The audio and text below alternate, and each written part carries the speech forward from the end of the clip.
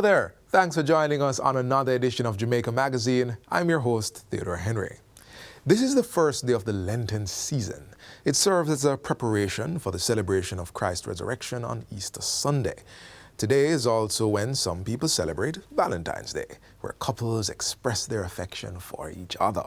We have lots in store just for you, so please stay with us.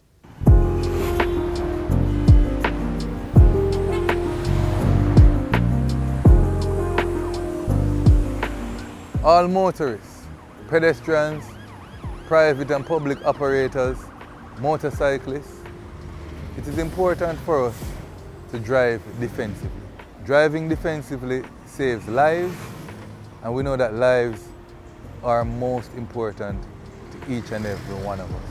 It is important also to be trained and certified as a defensive driver, for it increases the likelihood that you'll prevent collisions on our roadways.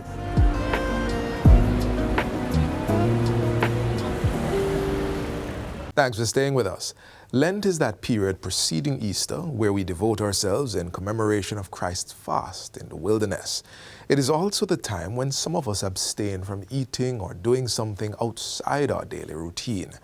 Whichever the case may be, we should always remember the true meaning of the period. Come, let's take a look.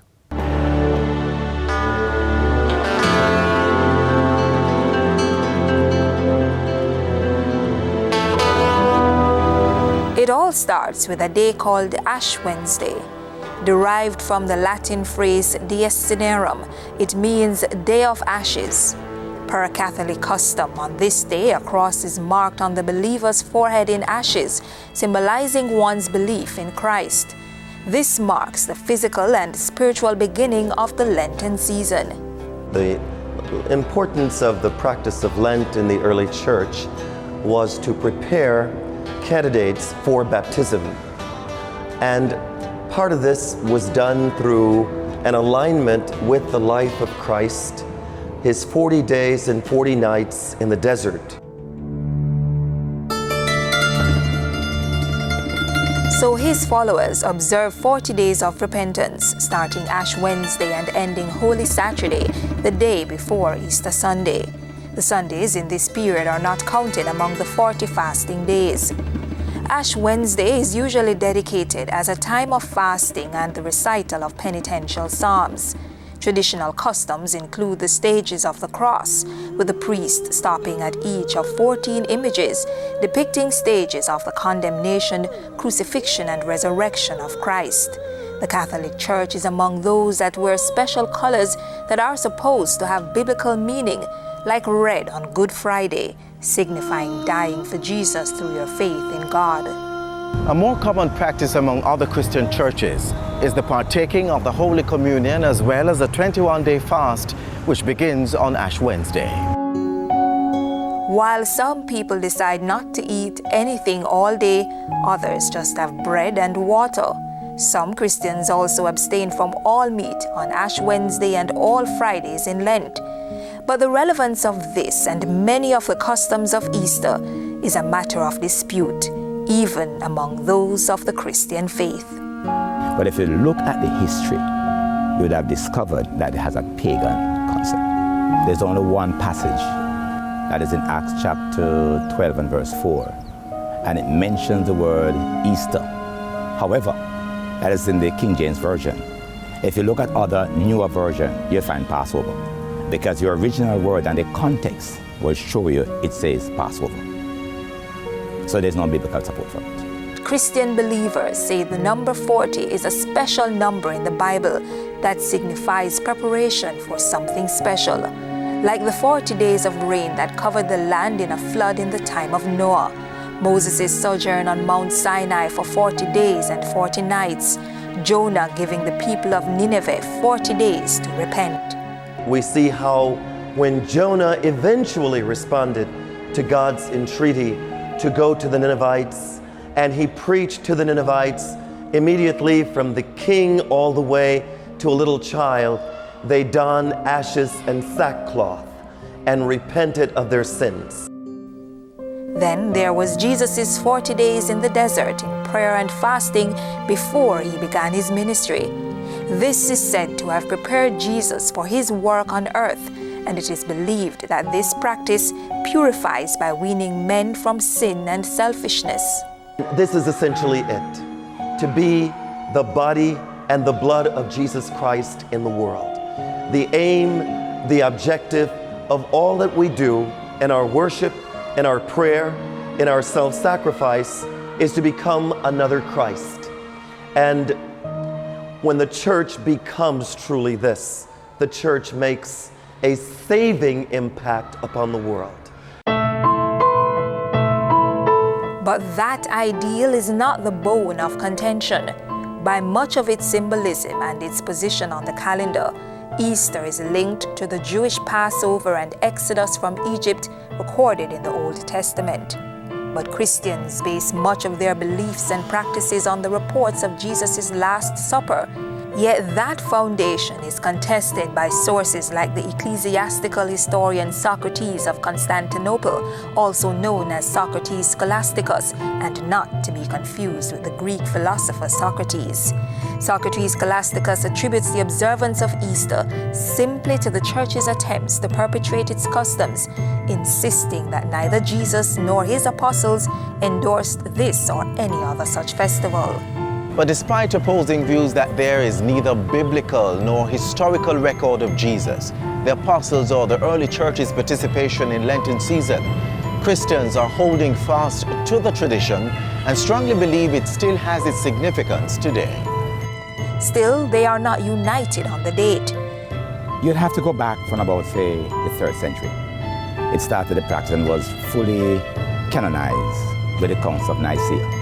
That is AD 325 with Constantine.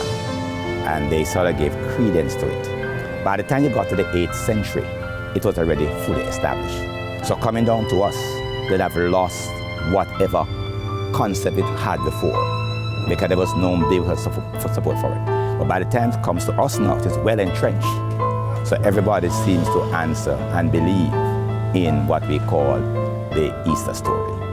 Using the Gregorian calendar, Christian churches in the West celebrate Easter on the first Sunday following the full moon after the vernal equinox on March 21. Easter is therefore observed anywhere between March 22 and April 25 every year. The Eastern Orthodox and most Oriental Orthodox churches retained the Julian calendar, typically celebrating the holiday a week or two after the Western churches. So the Czech Church's perspective on whether it's Lent or seeing Lent as the renewal of the life of human beings is placed within worship itself. And for us, that worship takes place on a daily basis. We have no problem with that because we accept the sacrifice of Jesus Christ and his atonement for us. What we don't believe in, it is the Easter celebration that takes place. In Holy Scripture, there is this constant call, constant reminder that our lives are out of sync with God, with what God expects of us. And so we must constantly be in a state of renewal. Lent is a call to renewal.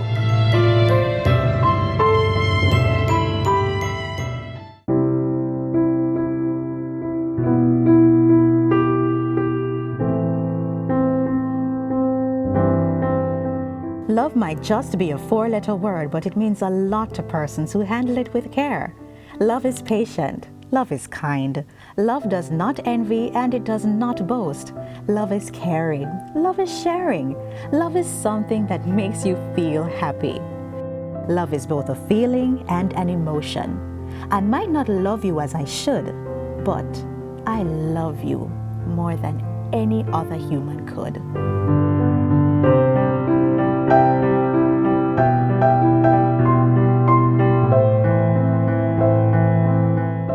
Love is a beautiful thing. Cherish it.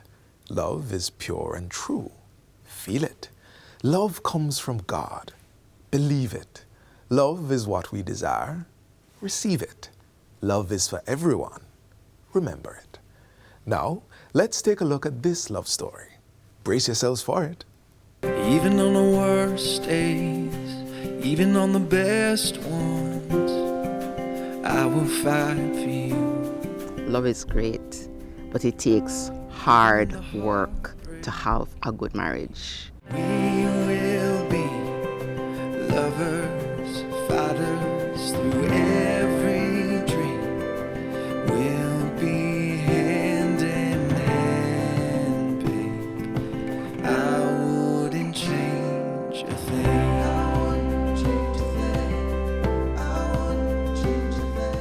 Donovan and Faith Thomas are your average couple, managing the ebbs and flows of marriage with an extraordinary force. This force has always been present and something the two are not too shy to talk about.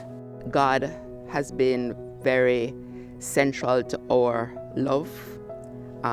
We pray together, we work together, we stay together, we pray about conflicts together, we overcome together. The couple who met as young missionaries never thought that they would find their forever in each other. Faith confessed that it wasn't love at first sight, but she found her Adam once she got to know Donovan. And for Donovan? I just found the perfect balance between charm and spirituality. The young couple said their vows and lived happily ever after. Not quite. They are living and are happy, but they continue to work through challenges that can and will arise when two have become one. Sickness, challenges, financial challenges, health challenges. Conflict sometimes. Child rearing, dealing with in-laws. The latter is a challenge that this couple had to overcome, especially when it came to their ethnicity, as Faith is of African descent and Donovan is Indian. His family wanted him to marry someone of that origin, but Faith had other plans. It has been almost 40 years of marriage, and this couple is still going strong. One of the keys to our successful marriage is that we have made it a part of our duty not to carry over the conflicts, unresolved conflicts from one day to the next. So we have learned to deal with the issues and to process in a healthy way. They have learned to overcome each other's flaws and pet peeves. What is critical is to know the person, understand the person, accept the person, and talk about whatever it is that is causing the challenge. And we try to listen to each other and forgive each other. The couple, who are counselors by profession, has learned to incorporate the tools they use when advising others to resolve their own marital issues. The same things we teach about conflict resolution, we try to practice. Attack the problem, not the person. Deal with one issue at a time. Go for the win-win. Just know that there are going to be problems and we just commit to solving them together. We believe that not only do we love each other and care for each other, but God has brought us together as man and wife, and that together we are fulfilling His purpose. So we look to Him to be able to guide us through the difficulties, through the challenges. And that vow about sickness? Well, this couple was tested on that oath a few times. I had major issue with heart disease. I had quintuple bypass surgery. Told her goodbye and told her it was okay for her to marry again, but not before 2 years. But my wife said she would have none of it. She said, God said our husband would not die, but live to declare the works of the Lord. Years now since I did that surgery, and we trust God in the difficulty. We went through a time of just uncertainty, even uncertainty about having children. And we said, God, if you give us children, we'll give them back to you. We got married, pretty young, and waited. And when I was ready, did all the checks and said, okay, time now. And got pregnant and miscarried. Had major fibroids that were so large, like a grapefruit. But God, it is God who allowed me to have the surgery before and be able to get pregnant afterwards. Owing to one of their 2 sons, the couple who had trouble becoming parents are now grandparents. Well, one of the first things is to listen to each other, because sometimes it is not the big things that cause the rift, it is the little things that remain undealt with. So listen to each other, be committed to be with each other to the end. For better, for worse, for richer, for poorer, in sickness and in health. And when you have challenges, don't wait until they become crisis. Go and get help if you need help. I'd like to speak specifically to some young husbands. I think our challenge and the charge to us is to love our wives as Christ loved the church and gave himself for her. So there's nothing too much for us to do to ensure the well-being of our wives. Be willing to go the extra mile and be committed. Make sure that you know the person, because sometimes the male mask is attracted to the female mask. And so before you jump to say I do, make sure that the mask is removed by getting to know the person in different contexts. Not only when you are one-on-one, when you are with other people, so that you can see how the person relates to other people. Because if they only love you and treat you alone with respect, they are not worthy. So get to know the real person. And that takes time. A good clue as to what will happen in marriage is what happens in courtship. So observe. During the times of conflicts, observe during times of excitement, observe during times of fun and play, and look at what are some of those principles. Also, it is important to note the way your special friend, your fiancé, treats his mother, because very likely the way he treats his mother, he is going to bring that over into marriage, so he wants to treat you with respect and honor and those kinds of stuff. Observe how the lady talks about her father, whether he is present in her life or not. Because sometimes the way she speaks about him will become how she will speak about you. So those things have to be thought about carefully. And we want to encourage couples that are courting to get proper premarital counseling. We believe in that. Many of the conflicts that we have had in our marriage, we were able to say, we learned about that in premarital counseling and how to deal with it. And that has really just helped us tremendously. Wise words from the couple who admit that they are not doing it on their own, but with God's help. When you laugh, when you cry, I'll be always on your side, and thank God for you and me. A good wife looks at the situation from the husband's point of view.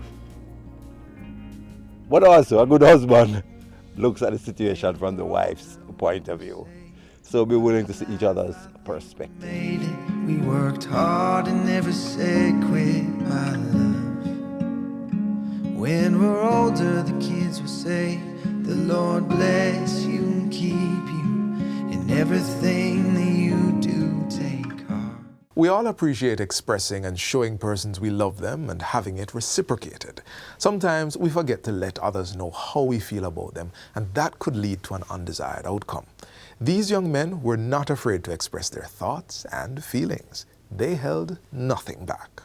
Typically, when you hear the well-known verse, love is patient, love is kind, it does not boast, it does not envy, and it is not proud, well, you know the rest. This verse, which is frequently heard when a couple exchanges vows, is meant to encourage protection, trust, hope, and endurance at the beginning of a new relationship. With this foundation in place, how does mankind view love, and how do men specifically perceive it?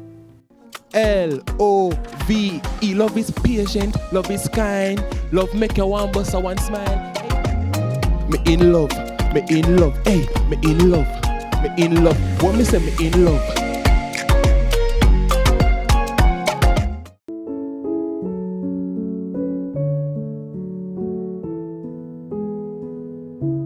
Love is a spiritual experience for me.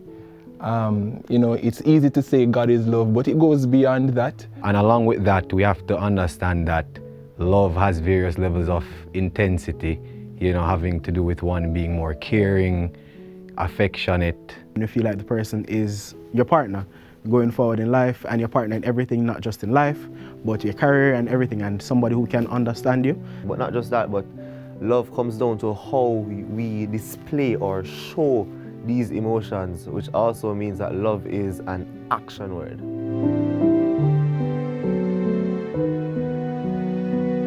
It's a sacrifice, but don't just take my word for it. Whenever you use love, you have to use care. If you love something, you know, destroy it, you care for it, you understand? Just like how you love your children, you know. I'd say you have to be patient, understanding, and just learning how to give and take and not be one-sided, because it's two different people coming together. Taking the time to learn about your significant other is beneficial as well, especially if you want to understand someone in love. Yes, I actually have been in love once within my life, and I must say that it was a very intense feeling of euphoria and happiness, and honestly it's something that I would enjoy doing again when the time comes. At 14 years old, you know, met this girl. She was wonderful. Felt the butterflies, and so, you know, from there, yeah, we hit it off. The person who I had my first child with, so we spent some time together, lived together. That was the first person I actually lived with. Person meant a lot to me in terms of I had a lot of emotional bond with that person. Been with that person for quite some time before we broke up, 11 years to be precise. So it was really love that was there, but we were young. After a while I realized that it was probably infatuation.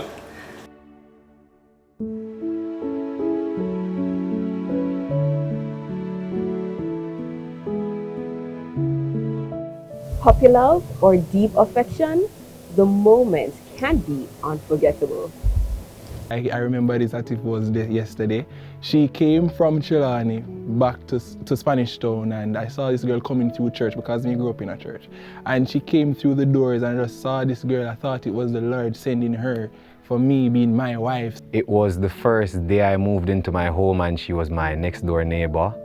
And I saw her, you know, across the gate, and I was like, this is a very beautiful young woman. Very beautiful specimen. The eyes of that female was something else. She had these little hazelnut eyes.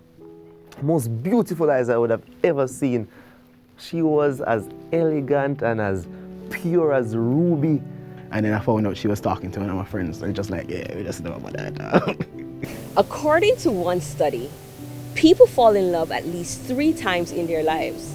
And each of these relationships serve a different purpose. Every time I've ever gone out wanting to find a good woman to be with before I got married, I always wanted it to be forever. So I think that's a big difference. A lot of guys just, you know, sex or whatever else they want. And yeah, I like friendships that turn into love. Be friends first, make good decisions, and love unwaveringly and sincerely. For what we need more than anything else is love. Because love is that gift that once you give it away, it comes right back to you. L-O-V-E. Love is patient, love is kind, love make you one bust one smile. Me in love, hey, me in love.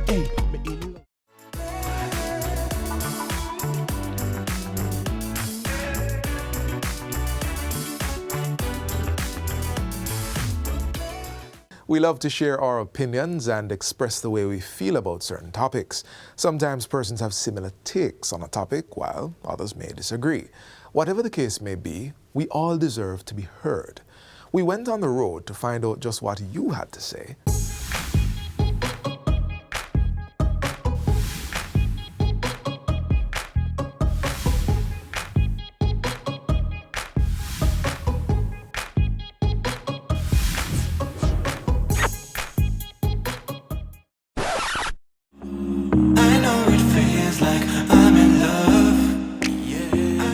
Love is something you have to have in your heart and in your soul, you see me? That come from God. You can't just say look at someone and say you love them. You have to have a different kind of feeling towards them because people nowadays just take love for something just simple. Love is a thing that it must be cherished. When someone loves you, automatically them respect you. It's something that derives basically from the perspective you have of the person. Words aren't the best way to say you love someone. I'd say your action is the best way to tell someone or show someone that you love them. Most of the time we think that love is the one that we just give to our couple, but it is not. Love exists everywhere. And you can love your neighbor, you don't have to know your neighbor to love your neighbor. Love is patient, it's kind, it's not boastful, it's humble. What is creating the issue right now because we lack love. There's no love, there's no compassion. It's all about self. We need to show love to everybody. We need to help the street homeless. We need to help the one in the hospital. We need to help the one that's even taking drugs because they need love. Love that. To be fully embraced and understood by a person, right, or individual, it doesn't really matter. Feeling as a sense of happiness, joy. Love is deep affection. Yes, love is warm and gentle, and I love to love. Yes, outer road.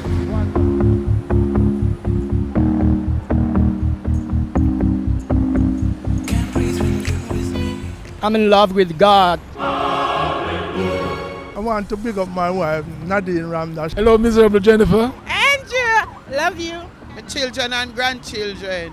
Janet Dunbar, I love you with all my heart. Chantel, love you. Shout out to Christine Marley. Roshana Wade, mommy love you. Hi, husband Michael Warren. Hi to my daughter Chelsea Warren. Big up my sisters and my brothers. I love you all.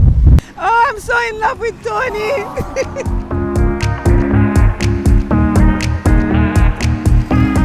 Anyone I have a problem with, I would just say may God continue to bless you. Whatever we have, at the end of the day, as long as you're happy living the best life, I think that should be good. To my taxi man, when me and him just fight one day.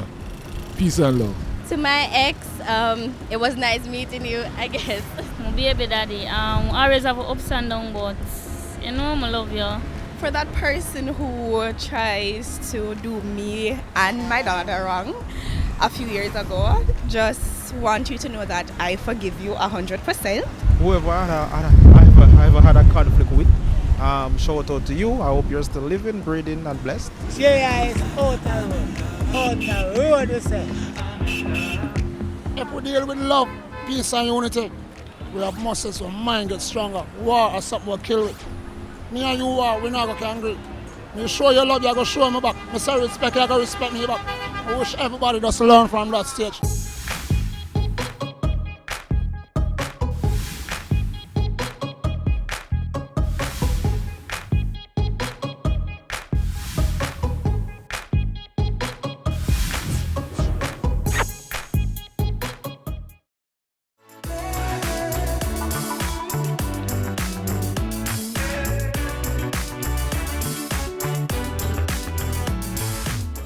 This is where we close the chapter on today's edition of Jamaica Magazine.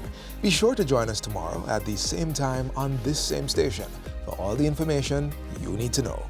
Until then, visit our website, jis.gov.jm, for this and more offerings. On behalf of the entire production team, I'm Theodore Henry, signing out for today. This has been a production of the Jamaica Information Service, the voice of Jamaica.